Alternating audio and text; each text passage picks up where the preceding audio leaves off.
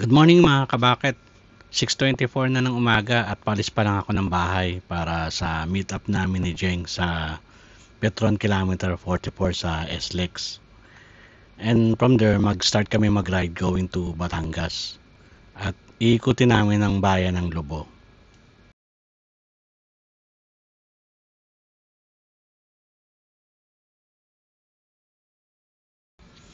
10 a.m. nakarating na kami dito sa San Juan, Batangas at dito kami mag-aalmusal sa sikat na si Kuya Oliver's Gotohan.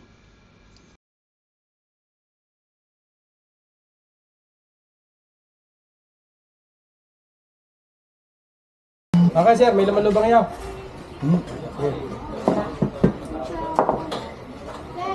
Tawil, may laman lubang kasi.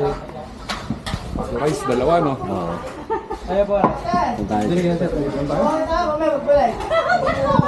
Chocolate bukas na! Ano, bukas na!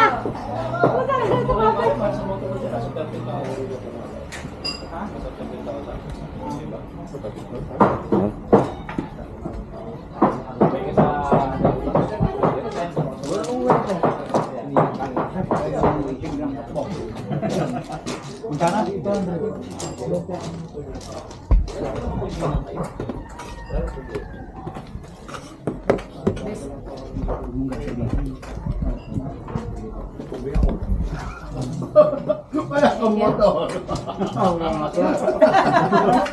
Kala niya may motor. Binitin mo na pala. Yung coke?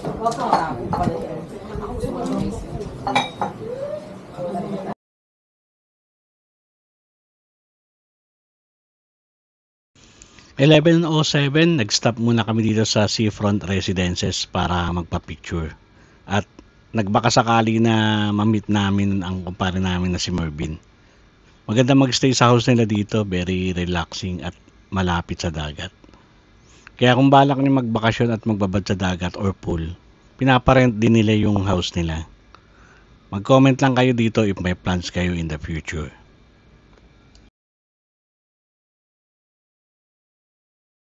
Time check, 11:43 a.m. Nag-stop muna kami dito to check yung pagkakabit ng saddlebag ko. Dahil napansin ni Jeng na masyadong magalaw at hindi sturdy. Nag-worry siya na baka matanggal sa pagkakabit.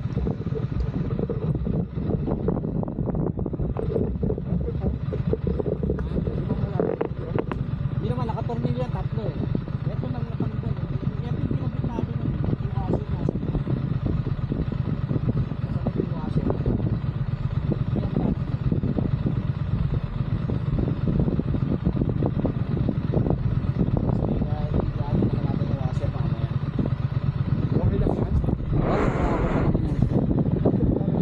Hindi naman, may tatlo namang tornilyo yan dito eh.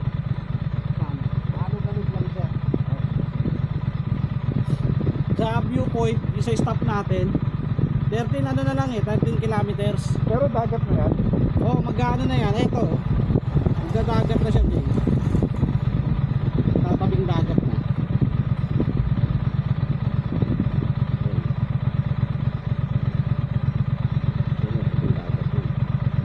So, 40 na lang yun, no? Oo, Ilang minutes na lang yan.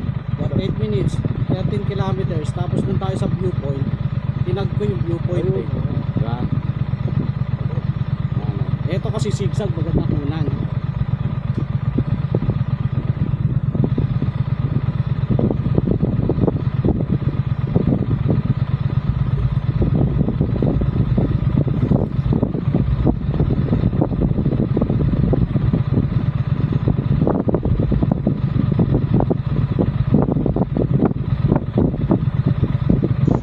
At sa area na ito ng Lobo, Malabrigo, Laia Road ay halos magkakatabi ng mga resort at hotel na nasa beachfront.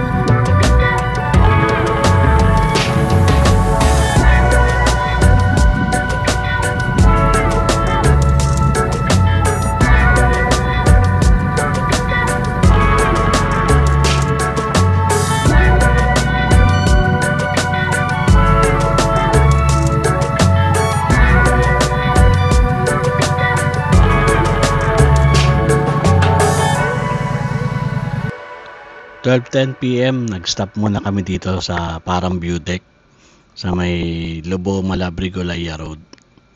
Malapit sa Blue Sea Beach Resort. Magkakatabi na din ang mga beach resort and hotel sa area na to. At meron din sila ditong beach camp.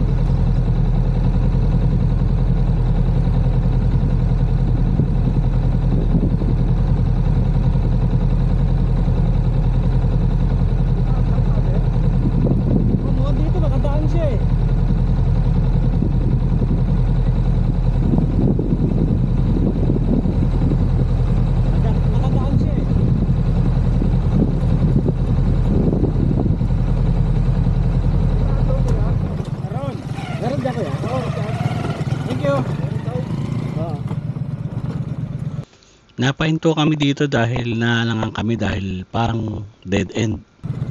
Parang di pa tapos yung ginagawang kalsada. Nawawala-wala din yung maps namin. Buti na lang may mga nakasabayan kami na mga rider team na napagtanungan namin.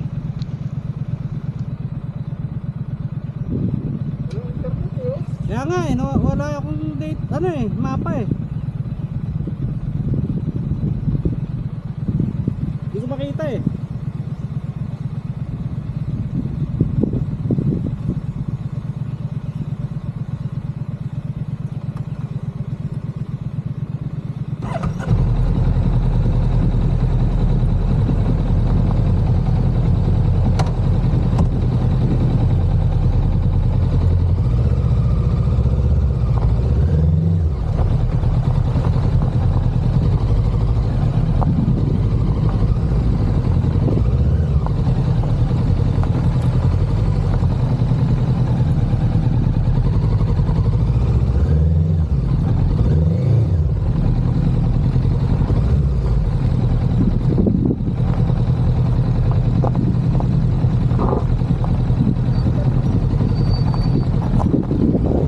Yun lang, masyadong matarik at palusong itong daan.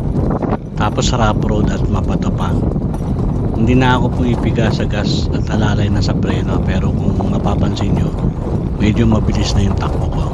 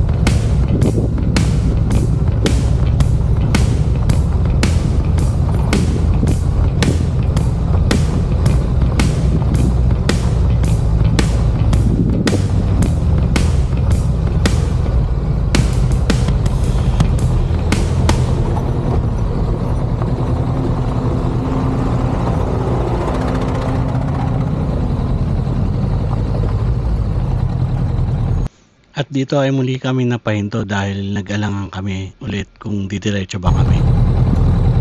Mabuti na lang at may napagtanungan kami kaya sa left side kami dumaan.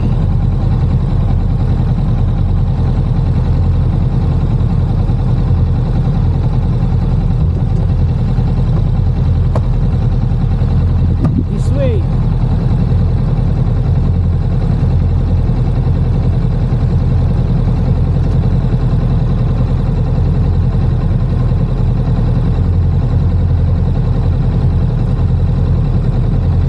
Nataas tayo, Jeng. May maps ka?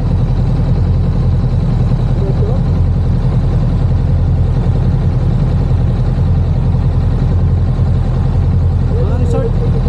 Mga resort to eh, no? Mga resort. Baka doon tayo diretso talaga. Diretso ba sa taas, no? Palabas.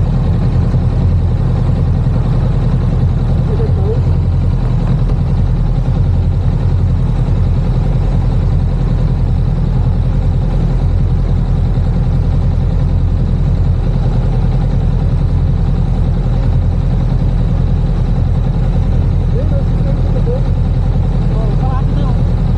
Ito, hindi tayo umakyat. Hindi nakamotor, hindi man yan.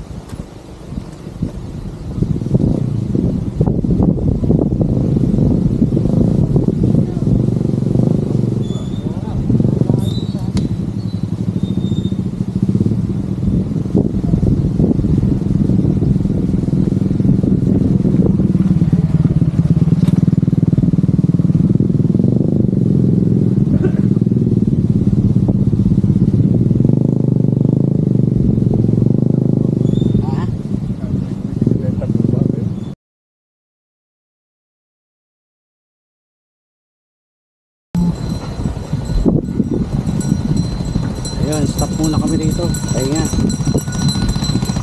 Ano bang off-road. Vlog ka na, mag-vlog ka. Vlogger na walang vlog. Baka kami hindi namin alam. Baba tayo Ano to? doon. Ako tayo picture. Asan yung drone mo? Doon tayo sa point. Sa Malapit point? ako sa viewpoint. Sa viewpoint? Malapit.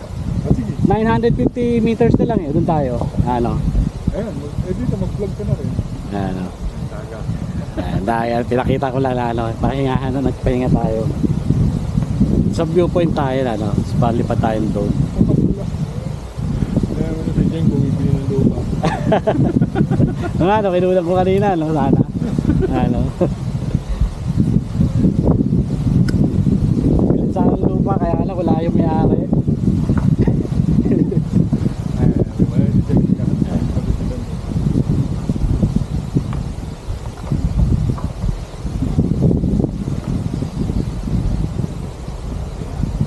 Yan, Jeng, bibili ng lupa. Naghahanap ng ahente sa mga nagtatrabaho, trabahador. Bibili daw siya lupa. Parang 2.5 yata eh, presyuhan. Pati patot panggulo. 2.5 pati patot panggulo, no? Sa daw lupa, puro matutubi. Puro tayo na makatutok tayo dyan. Puro bato ba na binibenta nila?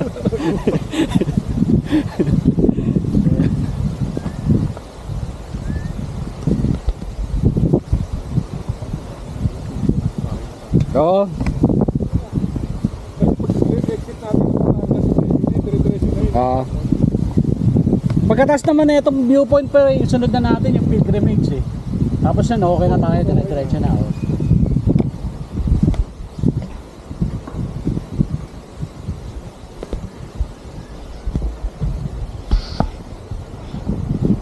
Sana wala nang mga palusong ano.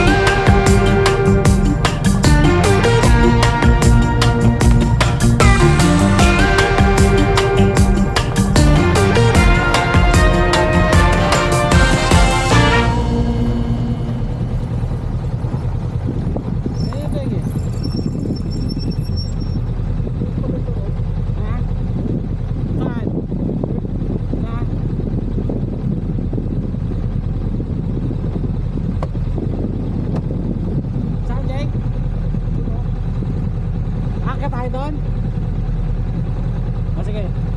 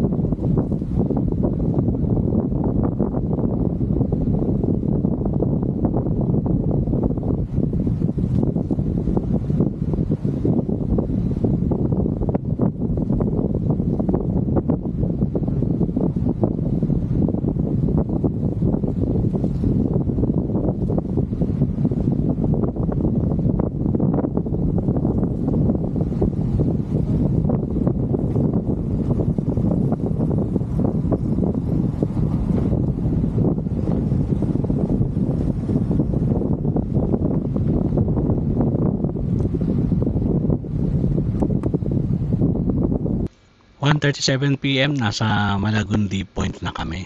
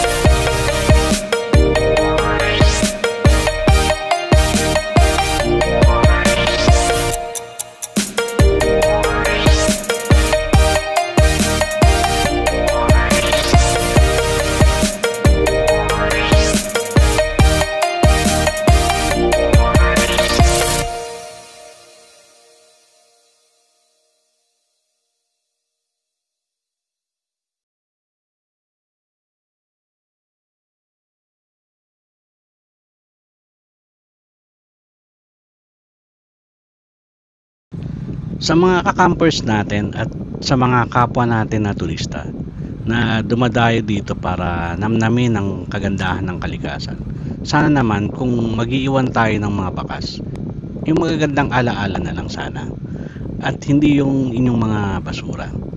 Ugaliin sana natin na itapon sa tamang lalagyan at huwag nang ikalat. At kung sakali man na walang nakalaan na lalagyan para sa inyong mga basura, katulad ng mga ito, ay mas mainam na lang na ating dalhin sa ating pag-alis. Ito ay isa lamang na maliit na ambag para sa ating inang kalikasan. Kaya, kayang-kaya natin itong gawin.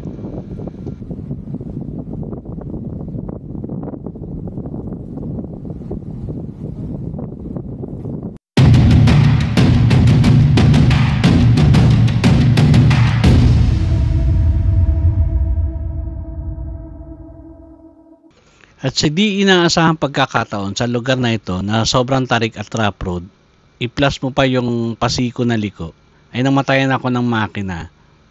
Marahil ay hindi ko na timpla yung clutch at gas. Dumudulas na lang ang gulong ko at parang hindi na kumakapit sa lupa. Kaya ayun, semplang ang abot ko. Hindi naman ako nasugatan dahil nung namatay na ako ng makina at na out of balance, ay dahan-dahan ko naman na ibaba yung motor ko. Sobrang tarik lang kaya kahit na itukod ko ang pako, dumudulas din pababa. Sinubukan kong itayo ang motor ko pero dahil dumudulas pababa, ay nahirapan ako. Mabuti na lang at kasama ko si Jeng dahil kung ako lang mag-isa ay hindi ko maitatayo at may aaho ng motor ko. Dahil sa sobrang hingal at para akong kakapusin ng hangin, kala ko yun ang katapusan ko na. Tinatanaw ko na lang yung dagat dahil kung emergency, wala, hindi ako madadala sa ospital dahil nasa taas kami ng bundok. Bigla ako naalala yung nakasalubong namin na pulang pick-up. Pinaalalahanan pa niya ako na mag-ingat dahil sobrang tarik, malubak at kurbada ang kalsada. Actually, namali din kami ng daan. Dapat pala hindi kami dumiretso. Kung maliwa sana pala kami dito.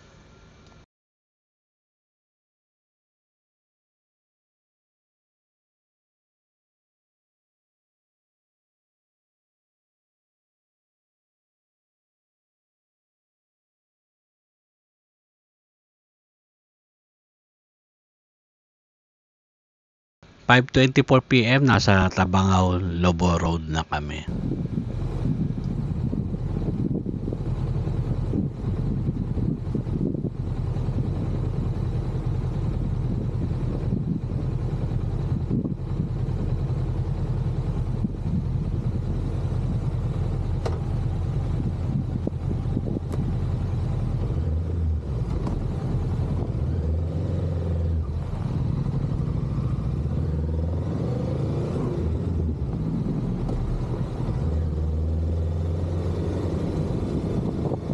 Sa left side ko ay matatanaw nyo ang Verde Island. Ang Verde Island Passage ay kinikilala bilang isang lugar ng pinakamataas na kahalagahan sa marine biodiversity sa Coral Triangle. Ang 1.14 million hektaryang daanan ay napakayaman sa marine biodiversity at tinawag na Center of Marine Shorefish Biodiversity, kung saan iba't ibang grupo sa konserbasyon at mga lokal na unit ng pamahalaan na nagtutulak para sa pagtatalaga nito bilang isang UNESCO World Heritage Site. Isang pangkat ng mga konserbasyonista ng dagat ang nagdeklara noong 2006 na ang Pilipinas ay ang sentro ng marine biodiversity sa mundo at ang Verde Island Passage bilang ang Center of Marine Shorefish Biodiversity. Maraming nanganganib na mga species na kinabibilangan ng mga pagong sa dagat tulad ng hawkbills, olive ridleys at green turtles, humphead wrasses, giant groupers at giant clams ay naroon sa Verde Island Passage. Gayunpaman, walang pagpapatupad ng mga ordinansa at labis na pangingisda ay karaniwan. Isang maikling park fee scheme para sa Verde Island drop-off dive site ay inabando na matapos matuklasan na ang kita ay ginagamit sa pagbili ng mas mahusay na kagamitan sa pangisda at sa gayon ay nag-aalis ng mga isda sa mas mataas na rate. Ilang mga species tulad ng humphead wrasse ay may mababang nahuhuli na madalas na nagulat ng zero na nahuhuli. Lalo na napansin na ang bihirang red fin wrasse ay umunlad sa Verde Island. Mayroong kompletong moratorium ng lahat ng uri ng pangingisda sa mga look ng Batangas at sa pulong ng isla ng Mindoro. Ang mga isda na ibinibenta sa mga merkado ng Puerto Galera ay nagmula sa madidistansya na mga lugar tulad ng Romblon. Ano ang role ng civil society? Maraming mga NGO at institusyon ng akademya sa Pilipinas ang nakatuon sa Verde Island Passage. Ang Batangas Coastal Resources Management Foundation at mga grupo ng pangkalibutan sa Puerto Galera ay matagal nang nagsasagawa ng mga kampanya sa edukasyon tungkol sa sustainable fishing at diving practices. Ang Mindoro Biodiversity Conservation Foundation ay nakikilahok sa mga komunidad sa Mindoro sa pag-restore ng habitat, pag-monitor ng wildlife, at mga proyekto sa kabuhayan na nagbabawas ng pagdepende sa pagkuha ng mga likas na yaman. Sa Batangas, ang tanggapan ng kalibutan at likas na yaman ng pamahalaang panlalawigan ay nakikipagtulungan sa mga lokal na universidad tulad ng Verde Center ng Batangas State University upang magsagawa ng mga pagtatasa sa reef at masanay na mga mamamayang siyentista. Isang kilalang pagsisikap ay ang programa ng Citizen Science na inisyatibo ng mga mananaliksik mula sa California Academy of Science at De La Salle University na nagsasanay ng mga lokal na diver at voluntaryo na magmamonitor ng kalusugan ng coral reef at mag-upload ng datos sa isang pambansang database ng biodiversity. Ang inisyatibong ito na suportado ng USAID Inspire Project at ABS-CBN Foundation ay nagbibigay ng kapangyarihan sa mga lokal na stakeholder na makilahok sa pagmonitor at pamamahala ng kanilang mga reef. Sa international na antas, ang Verde Island Passage ay nakakuha ng suporta mula sa mga network ng konserbasyon. Noong 2023, idineklara ng Global Marine Non-Profit na Mission Blue ang passage bilang isang hope spot na nag-highlight dito bilang isang espesyal na lugar na kritikal sa kalusugan ng karagatan at nagrorolyo ng international na kamalayan para sa pagprotekta nito. Ang pagtatalaga na ito ay pinasulong ng mga marine scientists na nagtatrabaho sa rehiyon at ipinagdiwang ng mga lokal na komunidad. Nagdala ito ng karagdagang mga mapagkukunan at atensyon kabilang ang mga pakikipagtulungan sa mga operator ng dive tourism at mga partner sa industriya upang itaguyod ang konserbasyon. Ang pribadong sektor at mga sosyal na negosyo ay lalo nakikilahok. Ang Woboka Philippines, isang kumpanya ng ecological na restorasyon na pinamumunuan ng mga Pilipina, ay nagtatrabaho sa mga komunidad sa upland ng Mindoro upang i-restore ang mga kagubatan sa ilalim ng Project Arawatan nito.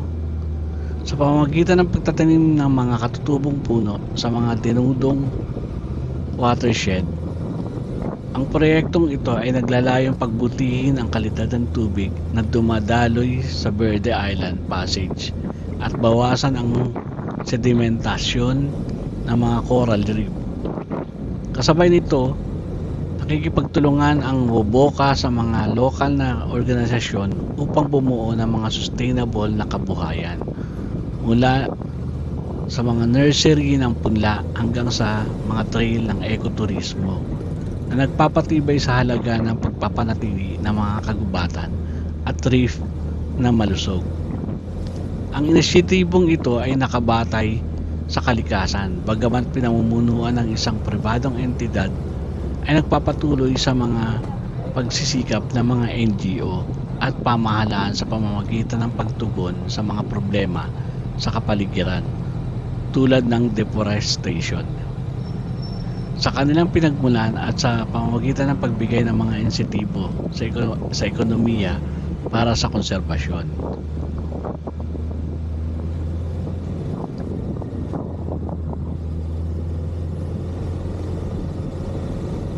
5:45 PM nang dumating kami dito sa Monte Maria. Ayaw pa sana kami papasukin dahil magsasara na din daw ito ng 7 PM.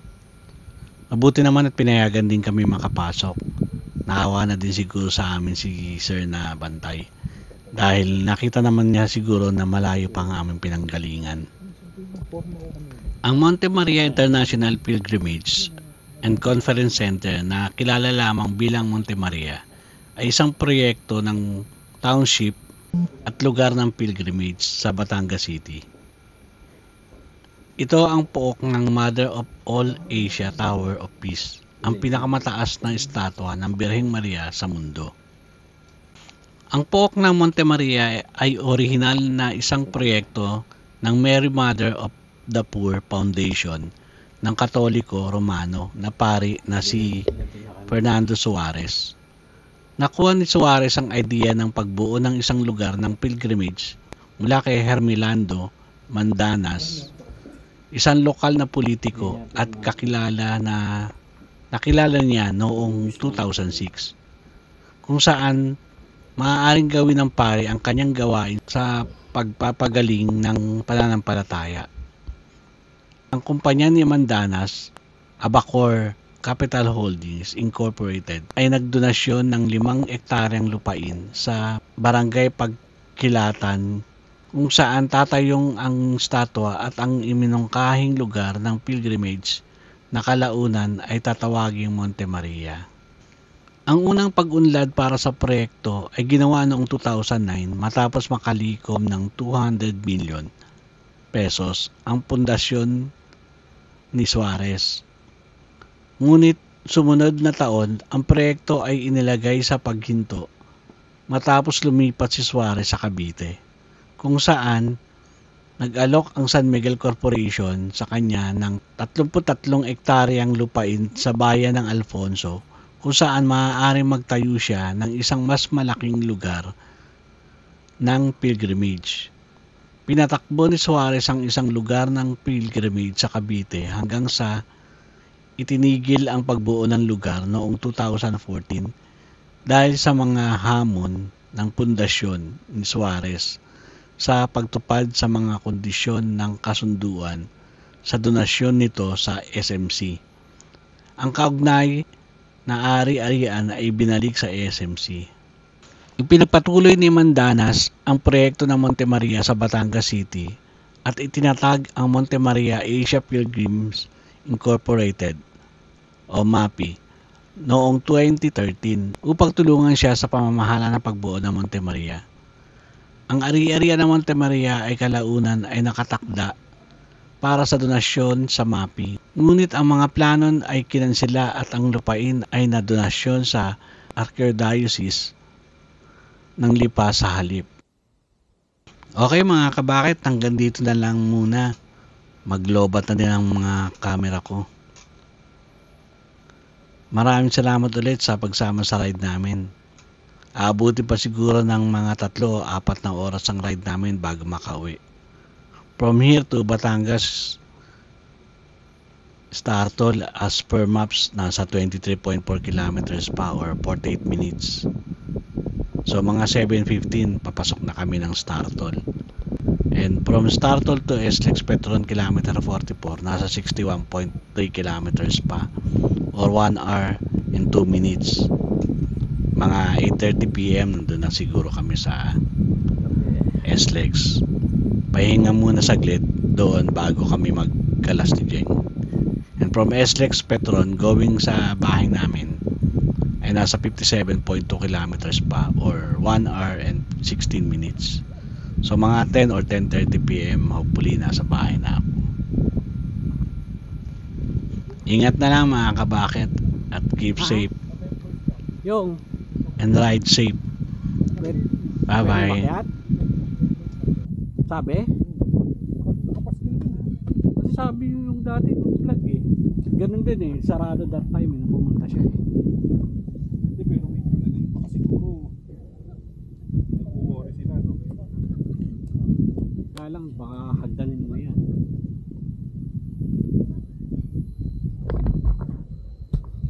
Lobat na yan ako.